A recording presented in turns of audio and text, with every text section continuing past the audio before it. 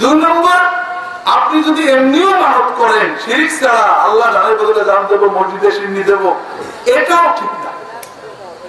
সহিহ বুখারী, মুসলিম, অন্যান্য গ্রন্থের হাদিস, নাহা রাসূলুল্লাহ সাল্লাল্লাহু আলাইহি ওয়াসাল্লাম আনিন নাযর ওয়া ক্বাল আন-নাযর লা ইয়াতি বিশাই লা ইয়াতি বিখাইর ইন্নামা ইস্তাখরাজু বিহি মিনাল বাখিল। রাসূলুল্লাহ মানত করতে নিষেধ করতেন। তিনি বলতেন মানতে কিছু হয় না, শুধু যারা বখিল, দিতে চায় না, এদের আল্লাহ বিপদে মানত করায়, কিছু দান করায়। আপনার দান করবেন, দানের বিপদ থাকে। দান আর মানতের পার্থক্য কি? মানত হলো অবিশ্বাস আর দান হলো বিশ্বাস। আমি 200 টাকা আল্লাহ দেবো, যদি আমরা না দেয়, আল্লাহ তুমি যদি এটা করে দাও তাহলে আমি এটা দিলাম। আর দান হলো বিশ্বাস। আল্লাহ তোমার নবী বলেছে দানের বিপদ কাটাবে, গরিব মানুষ রিক্সা চালে 30 টাকা পাইছিলাম, বড় বিপদে আছে, এই 10 টাকা গরিবের দিয়ে গেলাম, দিয়ে গেলাম, আল্লাহ এই দানটা কবুল করে বিপদটা কাটিয়ে দিল। এটা বিপদ। কথা বুঝতে পারেন?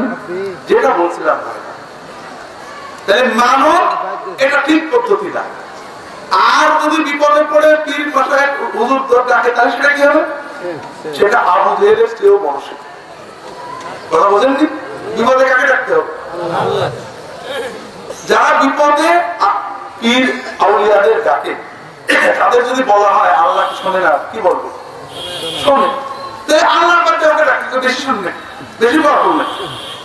লা হাওলা ওয়ালা কুওয়াতা ইল্লা বিল্লাহ। ইউনূস আলাইহিস সালাম যখন মাছের পেটে পড়ছিলেন, কাকে ডাকছিলেন? আল্লাহ ডাক শুনেনি? এখন তো আল্লাহ বলেন নাউযুবিল্লাহ, অত শুনতে পারেন না নাকি? হ্যাঁ, কাজে খুব সাবধান।